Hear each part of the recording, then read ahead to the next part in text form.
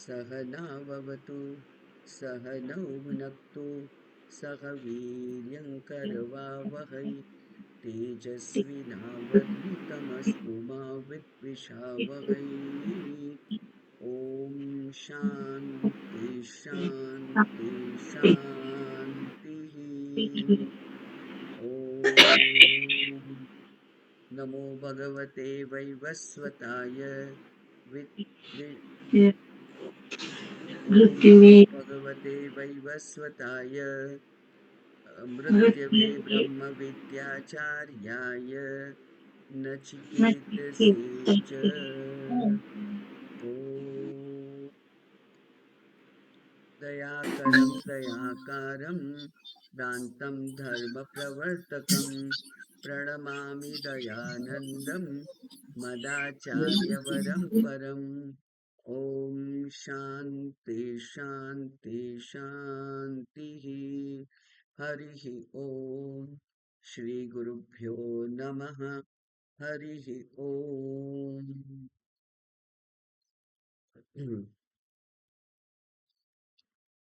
કઠોપનિષદની દ્વિતીય અધ્યાયની તૃતીય વલ્લીનો પહેલો મંત્ર આપણે જોવાના છીએ હવે.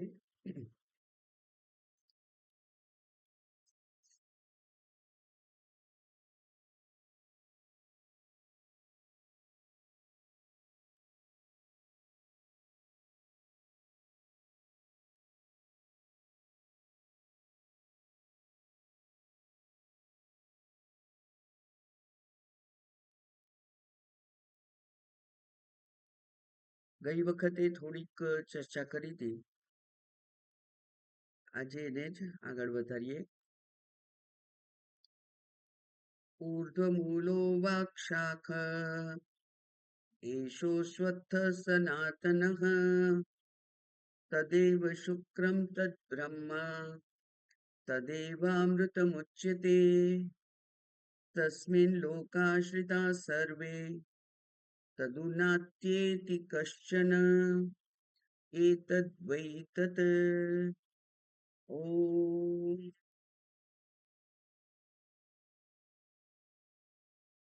અહીંયા આ કઠોપનિષદમાં સંસાર વૃક્ષનું વર્ણન કરેલું છે.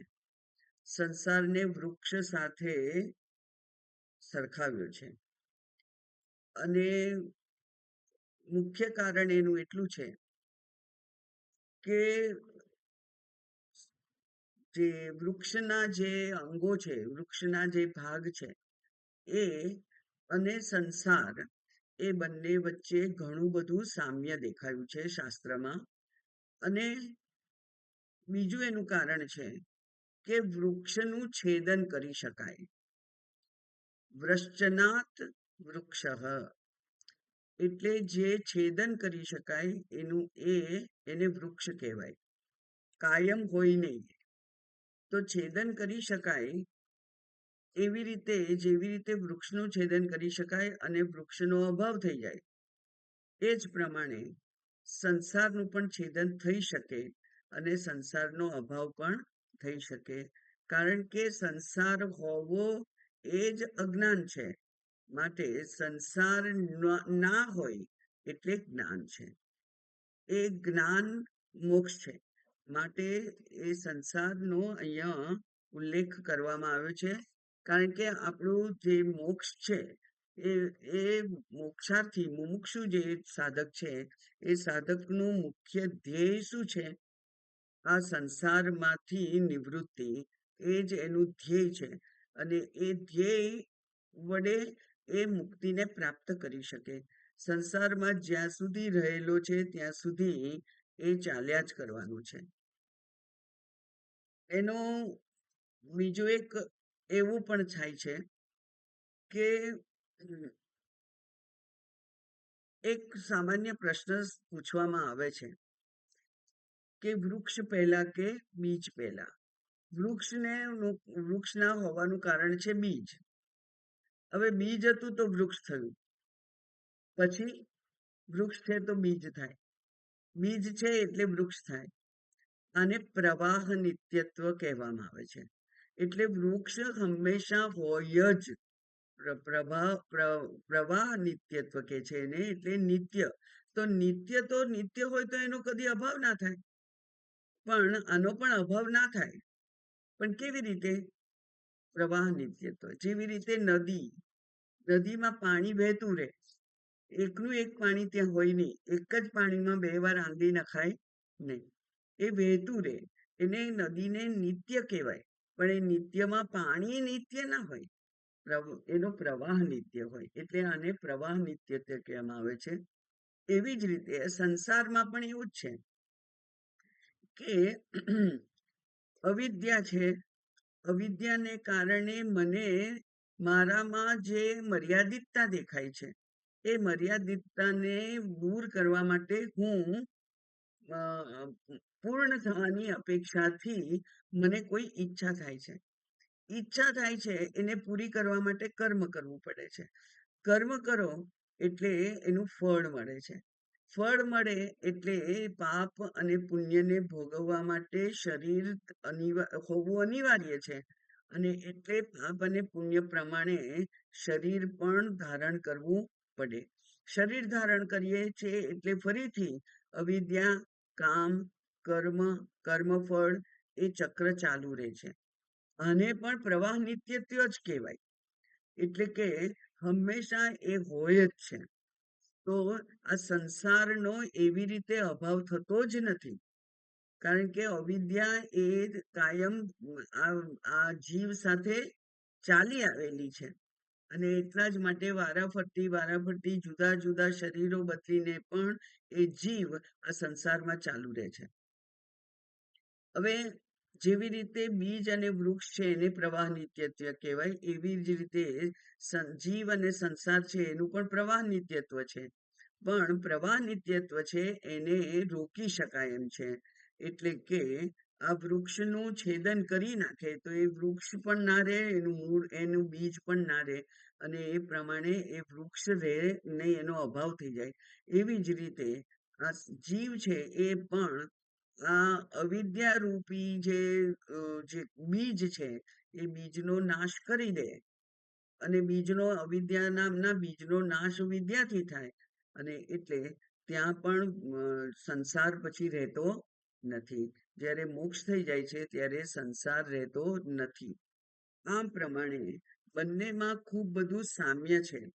તો હવે એ સામ્યની વાત આપણે આગળ કરીએ તો આ વૃક્ષ જે છે એના એ દેખાય છે, પણ એના મૂળ દેખાતા નથી. મૂળ નીચે હોય છે. જ્યાં જ્યાં આપણે બીજ રોપેલું, એ બીજમાંથી અંકુરિત થઈ અને મૂળ થાય છે. એટલે કે બીજ અને મૂળ એ બંને પ્રત્યક્ષ નથી, માત્ર એને અનુમાનથી જણાય છે. એવી રીતે કયું અહીંયા કે છે ઉર્ધ્વ મૂલઃ. તો આપણે તો કહીએ છીએ કે જમીનમાં નીચે મૂળ હોય અને જે દેખાતા નથી. ઉપર હોય તો દેખાય. તો અહીંયા ઉપર કેમ કહ્યું? એટલે આ ઉપર અને નીચે જે છે એ સામાન્ય ભાષામાં એના જે અર્થ થાય છે એવું નથી.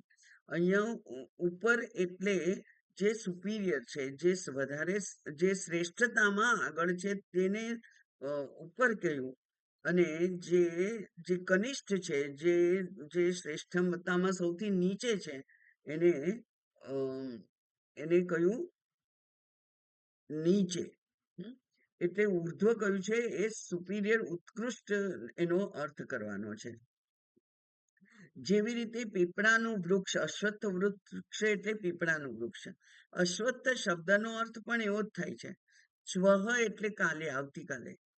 અસ્વહ એટલે આવતીકાલે જે ના હોઈ શકે, એટલે કે આવતીકાલે નહીં હોય, ના હોવાની શક્યતા છે, એને અશ્વત્થ કહેવાય. એવી જ રીતે આ પીપળાનું વૃક્ષ જે છે ખૂબ મોટું હોય છે, અને એવી રીતે સંસારનો વિસ્તાર પણ બહુ મોટો છે. વૃક્ષ બીજ એ દ્રષ્ટિથી વૃક્ષ સનાતન છે.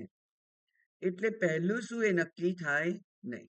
અને પ્રવાહ નિત્યત્વ કહેવાય છે. સંસારનું પણ એવું જ છે, જે પ્રલય પર્યંત ચાલુ રહે છે. પ્રલય પર્યંત જે વ્યક્ત અને અવ્યક્ત ના રૂપે ચાલુ રહે છે. બરાબર, પ્રલય થઈ જાય ત્યારે અવ્યક્ત થઈ જાય, પાછું એ અવ્યક્ત થયેલું વ્યક્ત થાય, વ્યક્ત થયેલું પછી ફરી પ્રલય થાય ત્યારે અવ્યક્ત થાય. એમ વ્યક્તાવ્યક્તનું જે જે સંતાકોકડી છે એ ચાલુ જ રહે છે.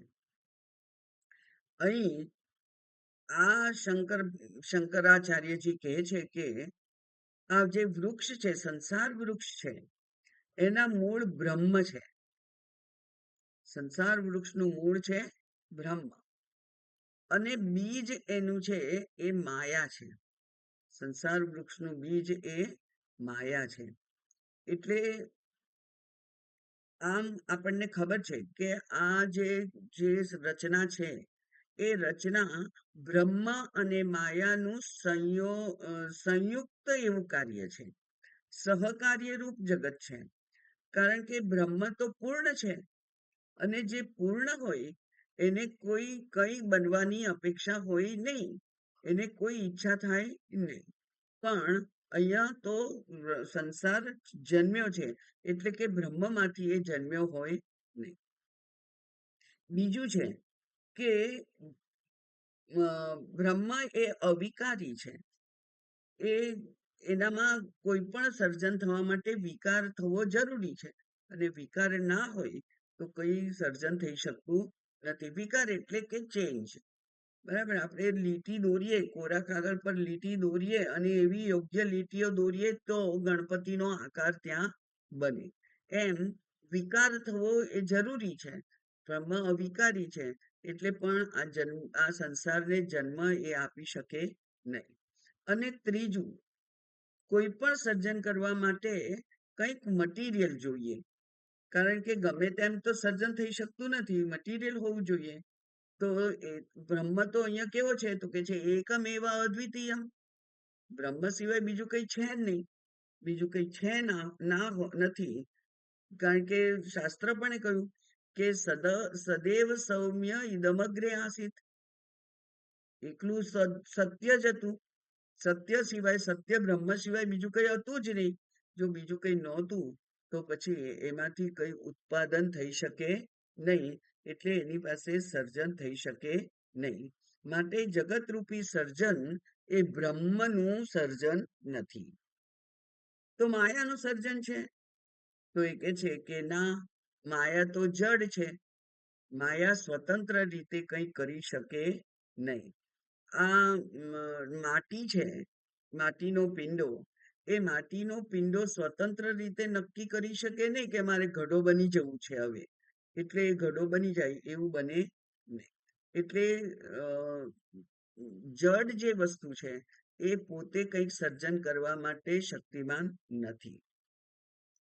માટે આ બ્રહ્મ અને માયા બંને સ્વતંત્ર રીતે સર્જન કાર્ય માટે સમર્થ નથી, અને તેથી આ સહકાર્ય રૂપ જે જગત છે એની ઉત્પત્તિ થયેલી છે. હવે માયા કેવી છે?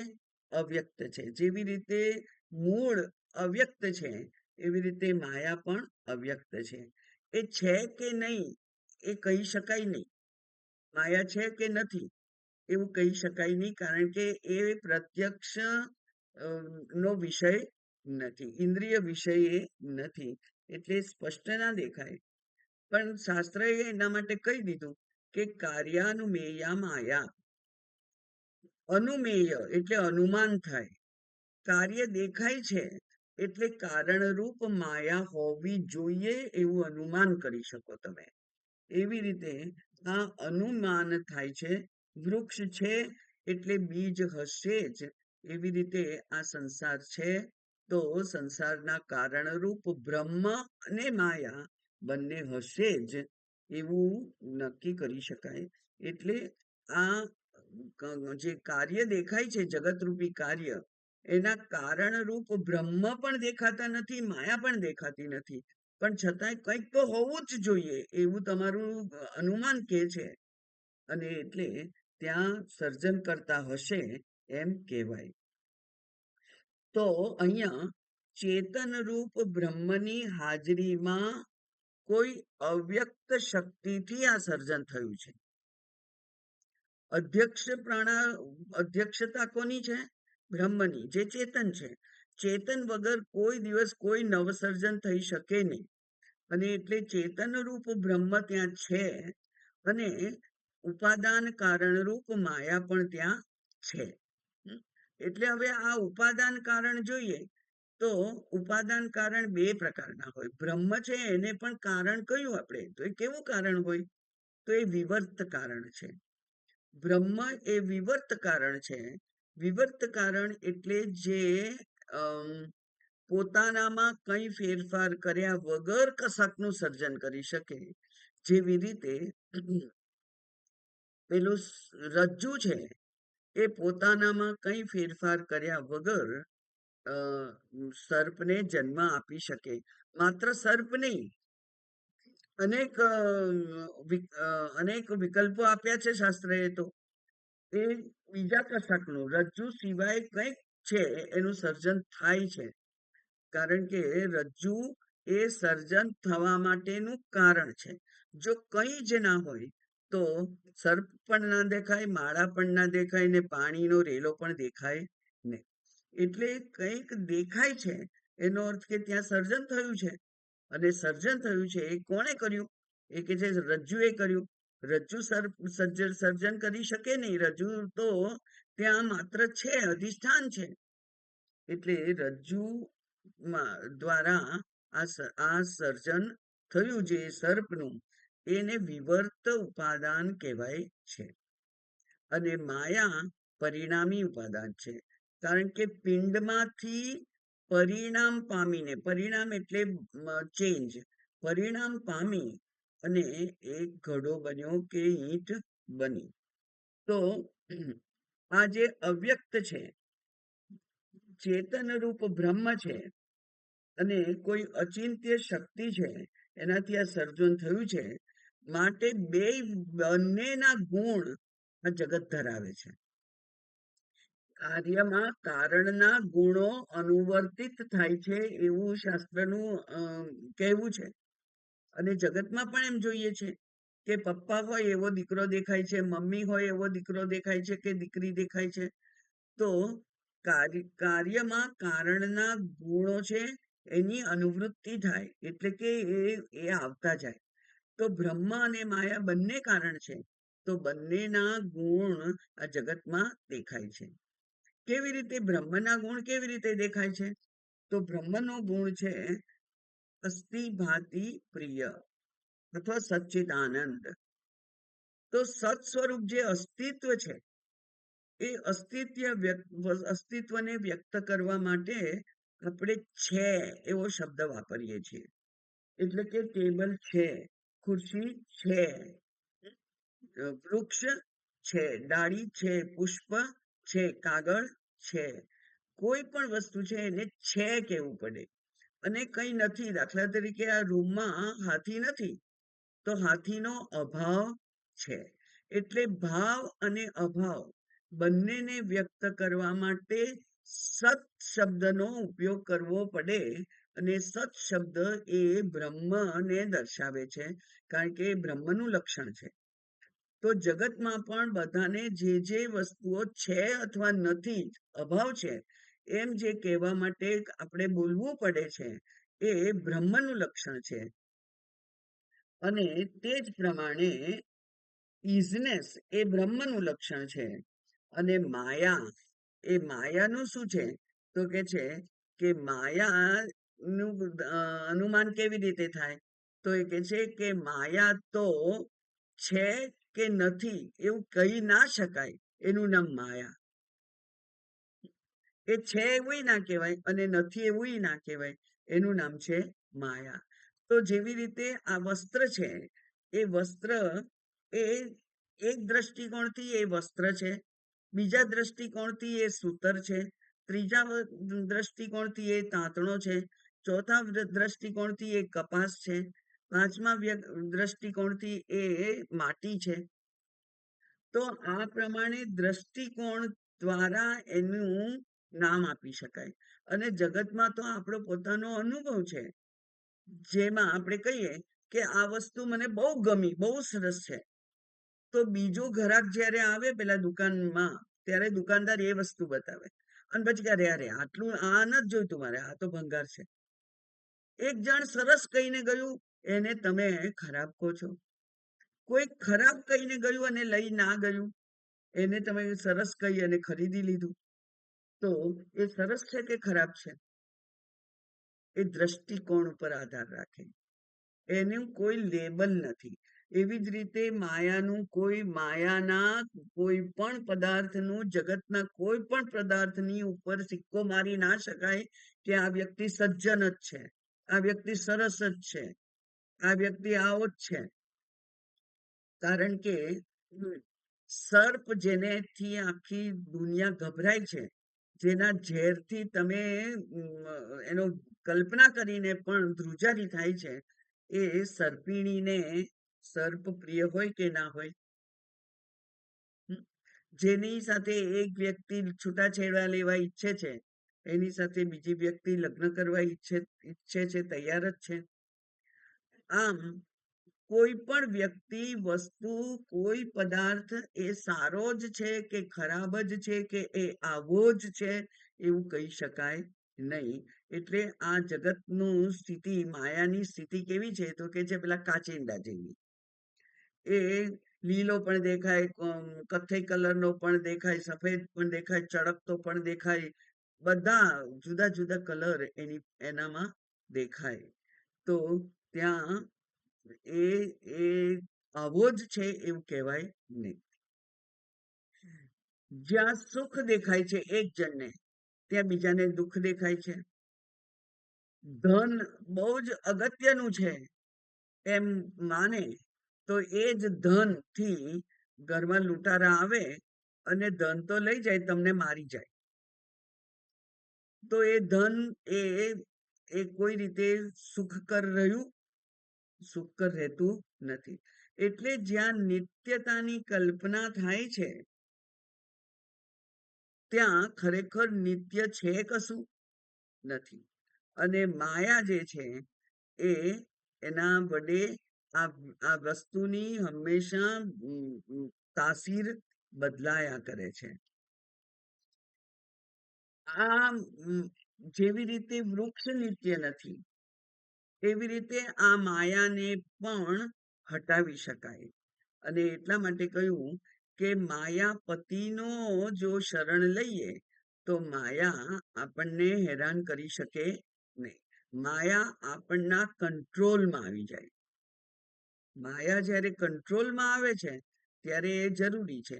જેવી રીતે ઇલેક્ટ્રિસિટી, જ્યાં સુધી આપણું રેગ્યુલેટર વગેરે ચાલ્યા કરે, આ સ્વિચો વગેરે ચાલ્યા કરે, ત્યાં સુધી એ ઇલેક્ટ્રિસિટી આપણને લાભકારક.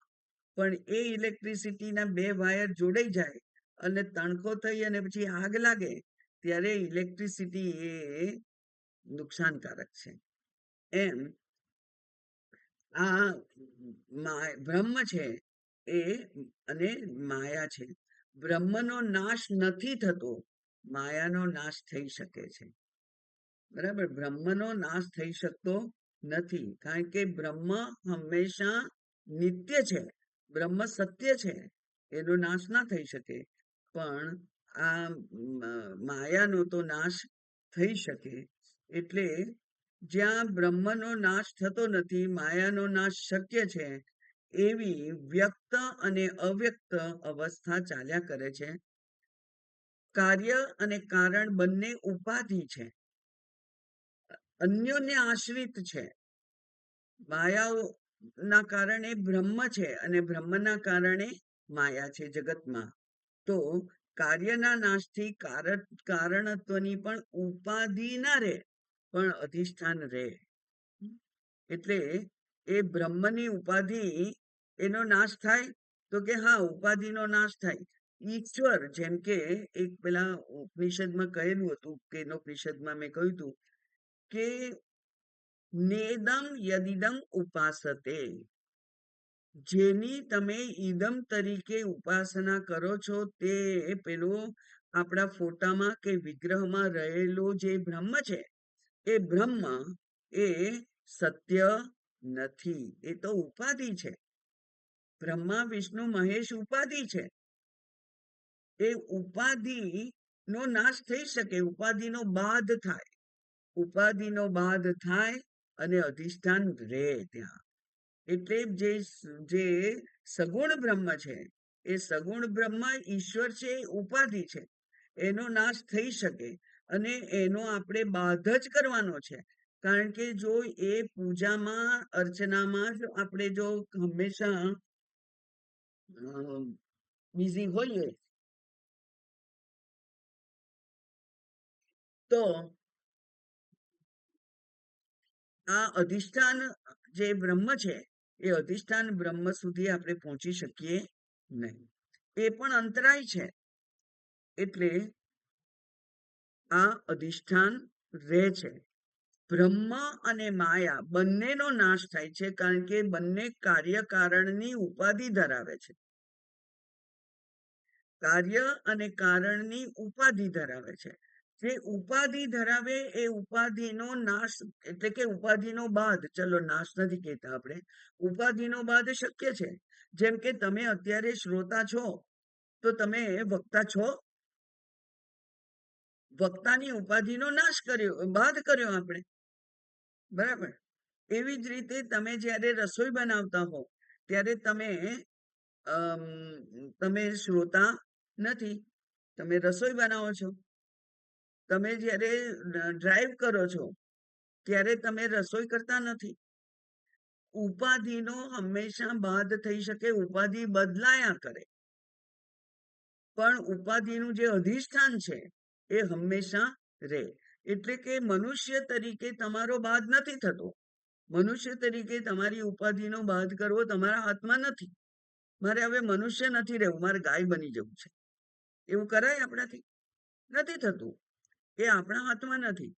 પણ આ ઉપાધિ જે છે, જગત અંતર્ગત જે ઉપાધિ છે, એ ઉપાધિનો આપણે બાદ કરી શકીએ છીએ. એવી જ રીતે કાર્યનો પણ બાદ થાય અને કારણોનો પણ બાદ જો થઈ જાય, વૃક્ષનો પણ બાદ થઈ જાય અને બી અને મૂળનો પણ બાદ થઈ જાય, તો શું રે? અધિષ્ઠાન રૂપ બ્રહ્મ હંમેશા રે, કારણ કે અધિષ્ઠાનનો કદી અભાવ થતો નથી. હવે આ સંસાર વૃક્ષની આપણે આગળ ચર્ચા કરીએ તો એના પ્રત્યેક જે ભાગ છે, અંગો છે, એની પણ આપણે સરખામણી કરવી જ પડશે. એટલે આ બ્રહ્મ જે છે એ બીજ છે અને માયા એ મૂળ છે. બ્રહ્મ બીજ છે, માયા મૂળ છે. એ અંકુરમાંથી જે થડ બને છે, એ થડ એ હિરણ્યગર્ભ છે. અને હિરણ્યગર્ભ એટલે જે જાડલું વચ્ચે થડ હોય એ હિરણ્યગર્ભ છે. અને હિરણ્યગર્ભમાં એટલે કે એ સમષ્ટિ સૂક્ષ્મ શરીર છે. સમષ્ટિ સૂક્ષ્મ શરીરમાંથી ઉત્પત્તિ આપણે જોયેલી છે તત્વબોધમાં. સમષ્ટિ સૂક્ષ્મ શરીરમાંથી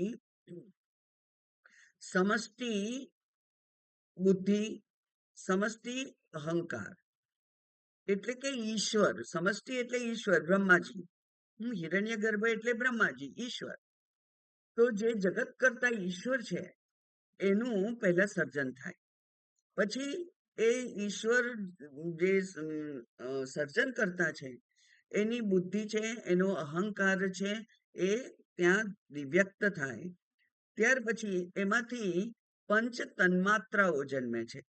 પંચ તન્માત્રા એટલે હવે આ બ્રહ્મને સમજવા માટે ફરી પાછા આપણે ઉપનિષદ પાસે જઈએ તો આત્માનઃ આત્મનઃ આકાશ સંભૂત. આત્મામાંથી આકાશ જન્મ્યું. તો જેમાંથી કંઈક જન્મે એ શુદ્ધ બ્રહ્મ હોય? જેમાંથી કંઈક જન્મે એ શુદ્ધ બ્રહ્મ હોય? ના હોય. એટલે ત્યાં આત્માનો અર્થ શું કરવાનો? ઈશ્વર. આત્મનઃ આકાશ સંભૂત. ઈશ્વરમાંથી પછી, એટલે કે સમષ્ટિ સૂક્ષ્મ શરીરમાંથી પછી આકાશ, વાયુ, અગ્નિ, જળ અને પૃથ્વી, પંચ મહાભૂતનો જન્મ થયો, જેને શુદ્ધ સ્થિતિમાં જ્યારે હોય છે ત્યારે એને તન્માત્રા કહેવામાં આવે છે. એ પંચ તન્માત્રાનો ત્યાં જન્મ થયો. આ પંચ તન્માત્રાઓમાંથી પછી વ્યષ્ટિ સૂક્ષ્મ શરીર અને વ્યષ્ટિ સ્થૂળ શરીર ઉત્પન્ન થયા. બરાબર? એટલે કે ત્યાં વ્યષ્ટિની પછી ઉત્પત્તિ થઈ પંચ મહાભૂતમાંથી.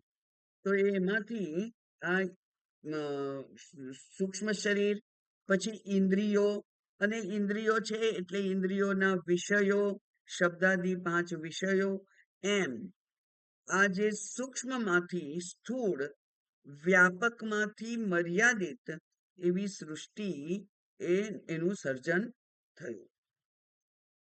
આ વિષયો જે છે એ વિષયોને ની સાથેનો વ્યવહાર કરવા માટે નું જે એક એક નીતિ નિયમોનું સ્થાન છે એ શું છે? વેદ. વેદ છે એમાં આ જગતના સમગ્ર પદાર્થો, સમજાતું નથી કે સમજાય છે? એટલે આંખો આમ ઝીણી થઈ જાય છે. એટલે જે પદાર્થો છે એ પદાર્થોનો ઉપયોગ કેવી રીતે કરવો, એના માટેના નીતિ નિયમો શું, એના માટેના નું જેને કહેવાય કે ડિસિપ્લિન, શિસ્ત કેવી કહેવાય, તો એના માટે જે માર્ગદર્શન આપે છે એ છે વેદ. વેદનો પૂર્વ ભાગ, બરાબર, જે વેદનો પૂર્વ ભાગ છે એ કર્મકાંડ છે. અને કર્મકાંડમાં બધા આપણા વ્યવહારના નીતિ નિયમોનું વર્ણન કરેલું છે. ત્યાં આપણી ઈચ્છાઓ, કારણ કે આ જીવ છે જે પોતાને મર્યાદિત સમજે છે અને મર્યાદિતતા એને ગમતી નથી, એટલે એ પોતે પૂર્ણ થવા ઈચ્છે છે. અને પૂર્ણ થવા માટે એની બુદ્ધિમાં જે યોગ્ય લાગે એ પ્રમાણેના એ કાર્ય કરે છે.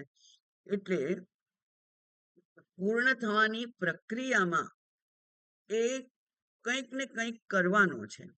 અને જે કંઈક કરવાનો છે એને વિધિસર કરવા માટે, એને યોગ્ય રીતે ધર્મમય હોય એનું કાર્ય, એવું થવા માટે જે માર્ગદર્શન છે એ માર્ગદર્શન છે એ વેદ છે. અને વેદની ઋચાઓ છે. વેદના મંત્રો છે, વેદની ઋચાઓ છે. મંત્રો કેટલા બધા છે? અનેક છે. એમ કહેવાય છે કે 80% જે 80 હોય એ કર્મકાંડના મંત્રો છે. પછી 16 ઉપાસનાના છે. માત્ર 4% જ્ઞાનના છે. 4% વેદાંત. શેમાં છે? વેદના ખાલી 4% ભાગમાં વેદાંત છે. તો આ 80 અને 16 એટલે કે 96%. 96% મંત્રો એ આ વ્યક્તિને, જીવને ધર્મ માર્ગે પોતાની ઈચ્છા પૂરી કરવા માટેના માર્ગદર્શન રૂપ છે. એટલે કે અનેક છે. અને આ વૃક્ષમાં અનેક વસ્તુ કઈ હોય? પાંદડા. આ જે પાંદડા છે એ વેદના ઋચાઓ છે, વેદના મંત્રો છે, જે કર્મકાંડ છે. એટલે કર્મકાંડ રૂપી વેદના મંત્રોના પાંદડાઓથી આ વૃક્ષ છવાઈ ગયેલું છે. એ વૃક્ષ જે છવાઈ ગયેલું છે એ આ જે વૃક્ષ છે એની એની મર્યાદાઓને પણ ઢાંકી દે છે. પેલા થડ હોય, ડાળખીઓ, એના ઉપર કંઈક ઘસરકા પડ્યા હોય, અને કોઈક જગ્યાએ છાલ ઉખડી ગઈ હોય, અને કોઈક જગ્યાએ ખાડો પડેલો હોય, કોઈક જગ્યાએ પેલા પક્ષીએ માળો કરવા માટે ઊંડું ખોદ્યું હોય લાકડું, એવું બધું જે કઈ મર્યાદાઓ છે એ મર્યાદાઓને ઢાંકવા માટે આ પાંદડા છે. પછી દરેકે દરેક વૃક્ષ હોય એને જીવંત રહેવા માટે પોષણ તો જોઈએ ને. તો આ વૃક્ષ ના જે પાંદડાઓ છે, એ પાંદડાઓ એ આ વૃક્ષને જીવંત રાખવાનું કામ કરે છે. ન હંમેશા એ ચાલતું જ રહે, હંમેશા દોડતું જ રહે. તો હંમેશા દોડતું આપણને કોણ રાખે છે? આ ઈચ્છાઓ, કામના જે છે એ જ આપણને હંમેશા કાર્યરત રાખે છે. અને એ કાર્યરત રહેવાને કારણે આ સંસાર વૃક્ષ છે એ જીવતું રહે છે. તમે જ કલ્પના કરો કે તમે નક્કી કરો કે બસ હવે આજથી તો મારે આ શરીર સામે જોવું જ નથી, ખાવું નથી, પીવું નથી, કંઈ કરવું નથી, બસ માત્ર એક જગ્યાએ બેસી રહેવું, એવું કરવું, તો આ શરીર ધીમે ધીમે એનો નાશ થઈ જશે. પણ એને શરીરનો નાશ થવાથી સંસારનો નાશ થતો નથી. એટલે આ પાંદડાઓ જે છે એ જે કામનાઓને પૂરી કરવા માટેના જે વેદ મંત્રો છે એ છે જે પેલા પ્રકાશ સંશ્લેષણથી ઓક્સિજન લઈ અને આ વૃક્ષને જીવતું રાખે છે. અને પેલી તૃષ્ણા છે, જુદી જુદી ઈચ્છાઓ થયા જ કરે છે. એ જુદી જુદી ઈચ્છાઓ જે છે, તૃષ્ણા છે, એ પેલા નાના નાના જે અવાંતર મૂળ થયા હોય, એક મૂળ છે માયા, અને બાકીના મૂળ જે થયા હોય એ અંદરથી પાણી ચૂસી ચૂસી અને આ વૃક્ષને જીવતું રાખે છે. પાણી ચૂસવાની એને શક્તિ ક્યાંથી મળે? ઓક્સિજનમાંથી. કોઈ પણ શક્તિ ઓક્સિજનમાંથી જ મળે છે. ઇન્દ્રિયો પણ શેનાથી કામ કરે છે? પ્રાણથી. એટલે પ્રાણ મુખ્ય છે. તો પ્રાણ એ પ્રાણન ક્રિયા કોણ કરે છે? કોના વડે કરે છે? વૃક્ષ, પાંદડાઓ વડે. પણ એને પોષણ આપનાર જે પોષક પદાર્થો છે એ કોણ છે? એ છે તૃષ્ણા, ઈચ્છાઓ. આપણી ઈચ્છાઓ છે એ આ સંસાર વૃક્ષને તાજું માજું રાખે છે. એ એ જ્યાં સુધી ઈચ્છાઓ છે ત્યાં સુધી સંસારનું નિરસન થશે? ના થાય. જ્યાં સુધી તૃષ્ણા છે ત્યાં સુધી સંસારનું નિરસન થાય જ નહીં. એટલે પેલી જે પાતળા પાતળા મૂળ છે એના અવાંતર શાખાઓ, પ્રવાલાહા કે છે, એ એ તૃષ્ણા છે અને એ અનંત છે. કોઈ પણ ઝાડ હોય, એ ઝાડના પેલા તમે મૂળ જુઓ તો આમ ફેલાયેલું ફેલાયેલું હોય અને સાવ પાતળું પાતળું પાતળું પાતળું થતું જાય. એવા મૂળ અનંત હોય. એવી આપણી પણ તૃષ્ણા કેટલી હોય છે? અનંત હોય છે. એ અનંત તૃષ્ણાઓ જે છે એ જ આ વૃક્ષને પોષણ આપવા માટેનું કાર્ય કરે છે. સંસાર વૃક્ષને તાજું માજું લીલુંછમ રાખે છે. આમ વેદથી જ વિધિ નિષેધ રૂપ વેદની ઋચાઓ એ પાંદડા છે અને એ વૃક્ષનું સિંચન કરનાર જે છે એ તૃષ્ણા છે. વેદ વિહિત કર્મોથી એની પૂર્તિ થાય છે અને ઉત્પન્ન થાય છે ફળ. એ ફળ એ જ આ બીને બનાવવા માટેનું એક કારણ છે. બરાબર? ફળ, પાપ અને પુણ્ય રૂપી ફળ. એ પાપ અને પુણ્ય રૂપી ફળનો આપણે ભોગ કરીએ, અને ભોગ કરીએ એટલે જીવતા રહેવાના છીએ. પોષણ મળે, પોષણ મળે એટલે ફરીથી શરીર મળે, ફરી શરીર મળે એટલે ફરી ઈચ્છાઓ થાય, ફરી પાપ પુણ્ય, ફરી કર્મ. આ સંસાર ચાલુ જ રહે છે. સંસારને લીલોછમ રાખે છે. એટલે કર્મકાંડ છે એ વૃક્ષને જીવંત રાખનારા પાંદડા છે અને તૃષ્ણા એ પેલા ઝીણા ઝીણા મૂળ છે. આ ભોગથી મનમાં સંસ્કાર જન્મે. શું થાય? ભોગથી મનમાં સંસ્કાર જન્મે. કેવા સંસ્કાર જન્મે? આ બહુ સરસ છે, આ મને બહુ ગમ્યું, અને આ સરસ નથી, આ મને ના ગમે. તો એ જે સંસ્કાર જન્મે છે, રાગનો સંસ્કાર જન્મે તો એ ક્રિયા ફરી ફરી એનું પુનરાવર્તન કરવાની ઈચ્છા થાય છે.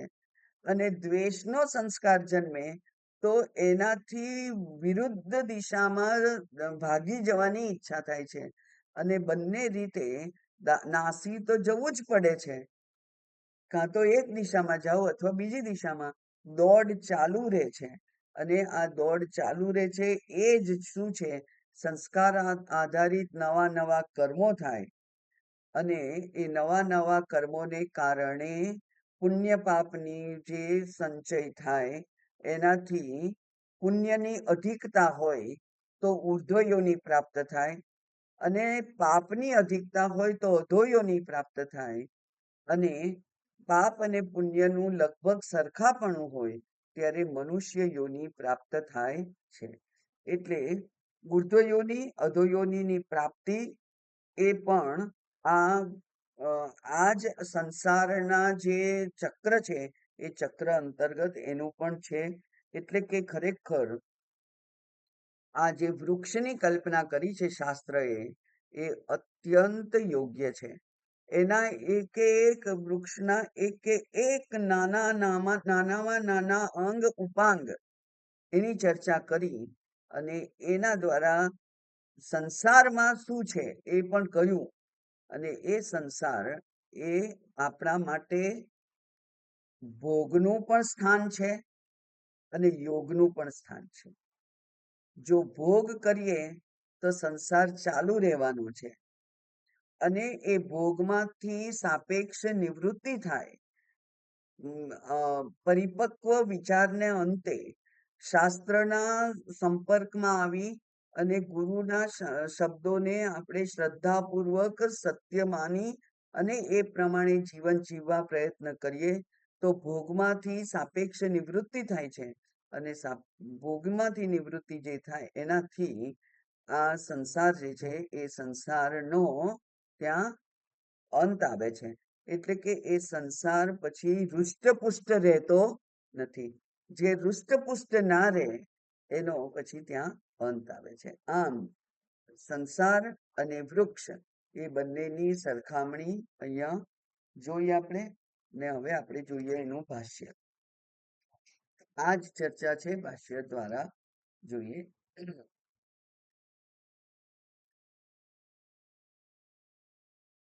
ઊર્ધ્વમૂલઃ ઊર્ધ્વમ મૂલમ યત, જે ઊર્ધ્વમૂળ છે, જેનું મૂળ ઊર્ધ્વ છે એટલે કે ઉપર છે. અહીંયા ઊર્ધ્વમૂળ એટલે ઉપર, અને ઉપર એટલે દિશાના દ્રષ્ટિકોણથી ઉપર નહીં, પણ એની શ્રેષ્ઠતાના દ્રષ્ટિકોણથી એ પરમ શ્રેષ્ઠ છે એવું જે છે તે સુપીરિયર છે, તે ઊર્ધ્વમૂલમ યત. અને એ જે ઊર્ધ્વમૂળ છે એ કોણ છે, તો કે છે તદ વિષ્ણોહો પરમ પદમ. એ વિષ્ણુનો પરમ પદ છે. એ વિષ્ણુ છે એ વિષ્ણોહો પરમ પદમ અસ્ય ઇતિ સો અયમ, એ આ છે. પણ સહ અયમ, અયમ એટલે આ, અયમ એટલે આ, જેને આંગળીથી દર્શાવી શકાય તે અયમ એટલે આ, અને આ એટલે કોણ છે, એ ચૈતન્ય આત્મા. તો સહ અયમ. અચ્છા, ત્યાર પછી કે છે અવ્યક્તાદિ સ્થાવરાંત. અવ્યક્ત આદિ, આદિ એટલે પહેલું, અને અવ્યક્ત એટલે કે જેમાં પહેલી માયા છે. બરાબર, એટલે લિસ્ટમાં પહેલી માયા છે. તો એ જે માયા છે it begins from, એ માયાથી શરૂ કરી અને સ્થાવરાંત. સ્થાવર એટલે આપણને ખબર છે કે સ્તંભ પર્યંતમ એમ શાસ્ત્ર કહે છે. તણખલા સુધી, બ્રહ્માજીથી તણખલા સુધી સ્થાવરાંત. સંસાર વૃક્ષ, એ સંસાર વૃક્ષ છે એનું મૂળ ક્યાં છે, ઊર્ધ્વ મૂલ, એટલે બ્રહ્મ એનું ઊર્ધ્વ મૂળ છે, અને અવ્યક્ત માયા જે છે એ એનું બીજ છે. હવે વૃક્ષ કેમ કહ્યું છે એની ચર્ચા આપણે કરેલી. વૃક્ષશ્ચ વ્રશ્ચનાથ. વ્રશ્ચનાથ, વ્રશ્ચન એટલે એ શબ્દનો અર્થ થાય છે જેને કાપી શકાય. જેને શું કરી શકાય? કાપી શકાય.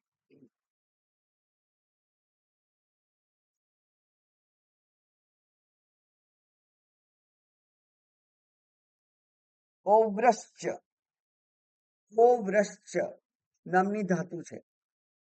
ઓ જતો રહે એટલે કે આ તો પાણીની પ્રક્રિયામાં તમને ખબર જ ના પડે કે આ શબ્દ કેવી રીતે બન્યો. પણ ઓવ્રશ્ચ નામની ધાતુ છે અને એનો અર્થ થાય છે કાપી નાખવો. તો એવી રીતે વ્રશ્ચનાથ એટલે જેને કાપી નાખી શકાય તે વ્રશ્ચનાથ. અને વ્રશ્ચન કરવું એટલે શું? તો કે છે વિનશ્વરત્વાત. વિનશ્વરત્વાત એનો વિનાશ થાય, નાશ થાય. નાશ થાય એ ફરી જન્મે, પણ વિનાશ થાય તો એ ફરી જન્મે નહીં. તો વિનશ્વરત્વાત. એ માયા કેવી છે? અવિચ્છિન્ન જન્મ જરા મરણ શોકાદિ અનેક અનર્થાત્મક પ્રતિક્ષણમ અન્યથા સ્વભાવ માયા. એ માયા કેવી છે? તો કે છે અવિચ્છિન્ન. એ વિચ્છિન્ન નથી, એનો નાશ નથી. ક્યારે નાશ નથી? તો કે છે જન્મ અને પછી છેલ્લે આવે છે મૃત્યુ. જન્મ અને મૃત્યુ એ બેને ઉલ્લેખ કરીએ એટલે વચ્ચેના 4 ગણી લેવાના. એટલે જેનામાં કોઈ વિકાર, એમાં એ વિકારવાન છે. એ વિકાર નથી ને, વિકારવાન છે. માયા એ કેવી છે? વિકારવાન છે. માયા જન્મે છે, માયા જન્મે છે. વ્યક્ત થાય છે, અવ્યક્ત થાય છે, વ્યક્ત થાય છે, અવ્યક્ત થાય છે. અને આપણે બહુ પહેલા પણ આવી રીતે ક્યારેક ચર્ચા કરી ત્યારે જોયેલું કે બ્રહ્મ પણ અનાદિ છે, પણ એ અનંત છે. માયા પણ અનાદિ છે, પણ એ અંતવાન છે. ક્યારે એનો અંત થઈ શકે? જ્યારે આ જીવ નિશ્ચય કરે ત્યારે માયાના પંજામાંથી એ છૂટી શકે. એટલે આ વ્યક્તિ એના માટે શક્તિમાન છે. જે અનાદિ છે એ અનાદિ માયાને જે નિવૃત્ત કરવા માટે કોણ શક્તિમાન છે? હું શક્તિમાન છું. હું, આ હું એ શક્તિમાન છે. આ હું કોણ? જેના ઉપર પરમાત્માની પ્રસન્નતા હોય અને પરમાત્માને પ્રસન્ન કરી અને જેણે આ જન્મ મરણના ચક્રમાંથી મુક્તિની જ માત્ર ઈચ્છા કરી હોય એવો અનન્ય ભક્ત એ આ માયાનું નિકંદન કાઢવા માટે શક્તિમાન છે. એટલે જન્મ જરા મરણ શોક વગેરે અનેક અનર્થાત્મક, એ બધા અનર્થ છે. એટલે કે એ કોઈ રીતે આવકાર્ય નથી, બધું અનર્થ છે. જેવી રીતે હમણાં જ આપણે જોયું કે અર્થ, ધન એ અર્થ છે કે અનર્થ છે? ખરેખર ધન અનર્થ છે. કારણ કે જ્યારે શાસ્ત્રએ કહ્યું પેલા જનક રાજાને કે અભયમ વૈ તત, તું અભયમ પ્રાપ્તોસી. હા, અભયમ પ્રાપ્તોસી એવું જ્યારે યાજ્ઞવલ્ક્યજીએ જનકને કહ્યું ત્યારે એને કહ્યું કે તે અભય પ્રાપ્ત કરી લીધો છે. અભય પ્રાપ્ત કરી લીધો છે એટલે શું કહેવા માંગે છે? અત્યાર સુધી રાજાને ભય હતો? ના, અભય એટલે મુક્તિ. કારણ કે આપણને ભય કોનો લાગે છે? બધા જીવોને ભય કોનો લાગે છે? મૃત્યુનો. અને એ મૃત્યુ મને કઈ ના કરી શકે. અચ્છેદ્યો યમ દાહ્યો યમ અચ્છેદ્યો શોષ્ય એવ ચ. એવો જે છે તે એને ભય ના લાગે. કારણ કે એ પલળી જાય એમ નથી, સુકાઈ જાય એમ નથી, કાપી શકાય એમ નથી.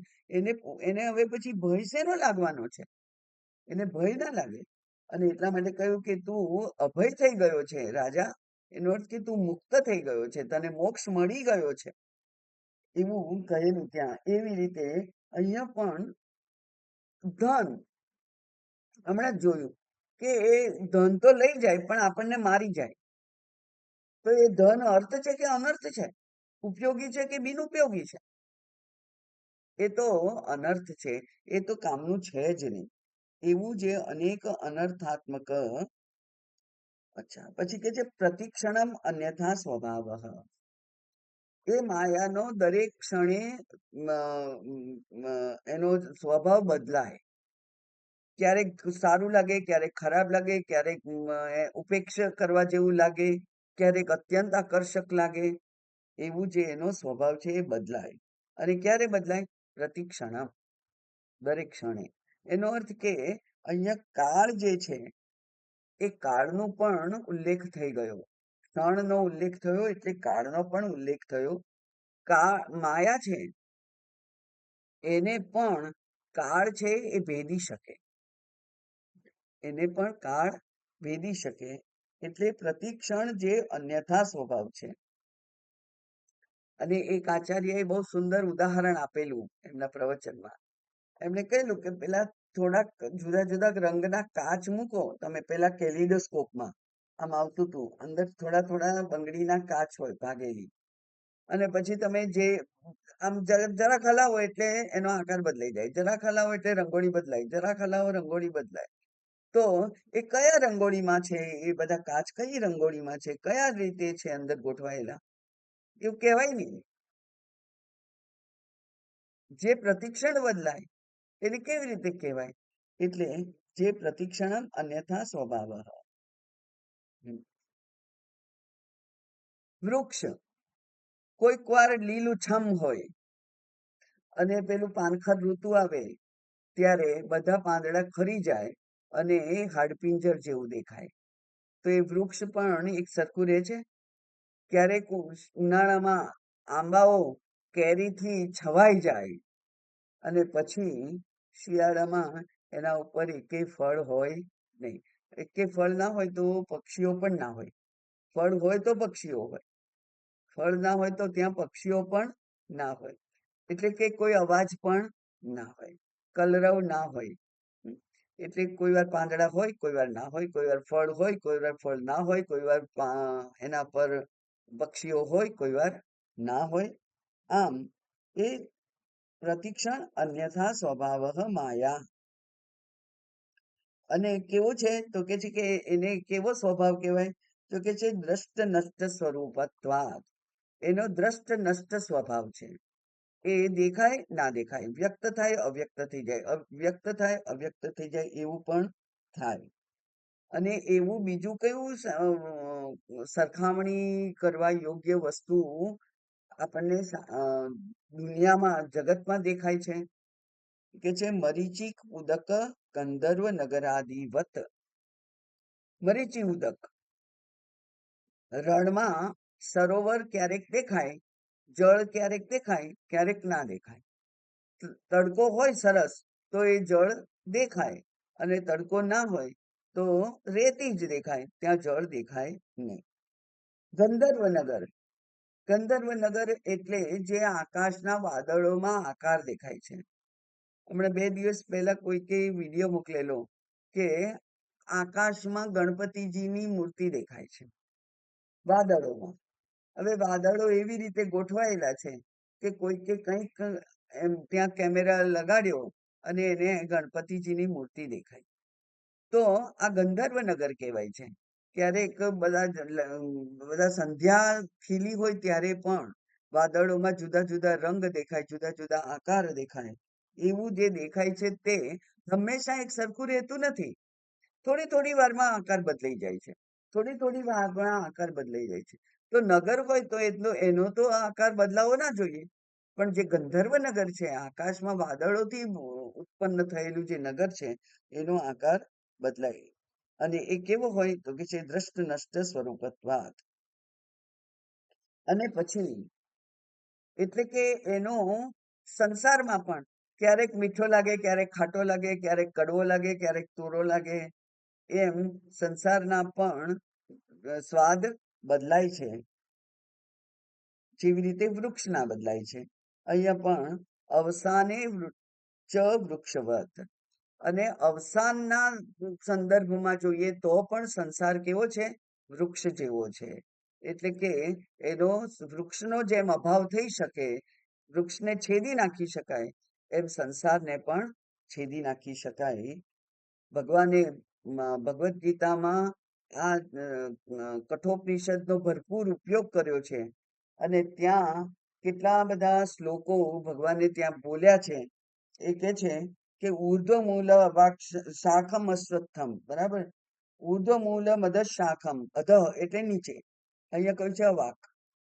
ઉર્ધ્વ મૂલ અધ શાખમ અશ્વત્થમ પ્રાહુરવ્યયમ છંદાંસી યસ્ય પર્ણાની. છંદ, છંદ એટલે વેદની ઋચાઓ, મંત્રો, એ એના પર્ણો છે, અને એને જે જાણે છે એ બધું જાણે છે. યસ્તમ વેદ સવેદવિત, એ પાંદડાઓને જે જાણે છે એ બધું જાણે છે. એટલે કે વેદને જે જાણે છે એ સર્વજ્ઞ થઈ જાય છે. અને ત્યાં ભગવાને કહ્યું કે ન રૂપમસ્યેહ તથોપલભ્યતે નાંતો ન ચાંદેર ન ચ સંપ્રતિષ્ઠા. બરાબર? આ કેવું છે? તો કે છે કે એનું એક સળંગ એક જ રૂપ હોતું નથી. ન રૂપમ અસ્યેહ તથા ઉપલભ્યતે, ન આદિ ન અંતઃ, એનો અંત પણ નથી દેખાતો, આદિ પણ દેખાતું નથી. અને એની પ્રતિષ્ઠા છે, એટલે કે નથી એવું નથી. આદિ અંત ના દેખાય તો પછી તો એ નથી એમ કે, તો કે ના ના એવું નહીં, એની પ્રતિષ્ઠા છે, એ છે ખરું. અશ્વત્થમેનમ સુવિરૂઢ મૂલમ, એ અશ્વત્થ પીપળા જેવું વૃક્ષ છે, જે સુવિરૂઢ મૂલ છે. પણ એને શું કરવાનું છે? તો કે છે અસંગ શસ્ત્રેણ દ્રઢેન ચિત્વા, એને અસંગ રૂપી શસ્ત્રથી દ્રઢતાથી કાપી નાખવાનું છે. એવું આ વૃક્ષ છે, તે સંસાર છે. એટલા માટે અહીંયા કહ્યું કે અવસાને વૃક્ષવત અભાવાત્મક, અને ત્યારે પછી એનો અભાવ થઈ જાય. કેવી રીતે અભાવ થાય એનું પણ રૂપક આપ્યું છે, ઉદાહરણ આપ્યું છે. શું ઉદાહરણ છે? એ કે છે કદલી સ્તંભવત નિસ્સારહ. કદલી એટલે કેળું. હવે કેળાનું થડ ભલે દેખાતું હોય, આમ આપણે કેળની છોડ જોઈએ તો આવડું મોટું થડ દેખાયેલું, પણ એ ખરેખર થડ જ નથી કેળામાં તો. જેવી રીતે પેલી ડુંગળી, એમાં કોઈ અંદરનું કશું છે જ નહીં, બધા ઉપર ઉપર ઉપર ઉપર એક એક એક એક પડ જ છે. એક પડ કાઢી નાખો, બીજું કાઢી નાખો, ત્રીજું કાઢી નાખો, ચોથું કાઢી નાખો, પછી અંદર કઈ રહે જ નહીં, નિસ્સાર. એ વચ્ચે તત્વ વગરનું થઈ જાય. એવું આ સંસાર વૃક્ષ છે. એટલે કે આ બધા જે તમને જે ચોંટેલા છે, જે તમને વળગીને રહેલા છે, એ બધા એકે એકે જો હટી જાય તો આ સંસાર પછી રહેતો નથી. એમ તત્વવિહીન થઈ જાય. કદલી સ્તંભવત નિસ્સારહ. એવું જે આ વૃક્ષ છે એ એની હવે બધા લોકો એની એક જ દ્રષ્ટિથી જોતા નથી. એ આપણે આવતીકાલે જોઈશું, કારણ કે વિવિધ મત અહીંયા થોડા ચર્ચા કરેલા છે, કાલે જોઈશું. ઓમ પૂર્ણમદ પૂર્ણમિદમ પૂર્ણાત પૂર્ણમુદચ્યતે પૂર્ણસ્ય પૂર્ણમાદાય પૂર્ણમેવાવશિષ્યતે. ઓમ શાંતિ શાંતિ શાંતિ. હરિ ઓમ. શ્રી ગુરુભ્યો નમઃ. હરિ ઓમ.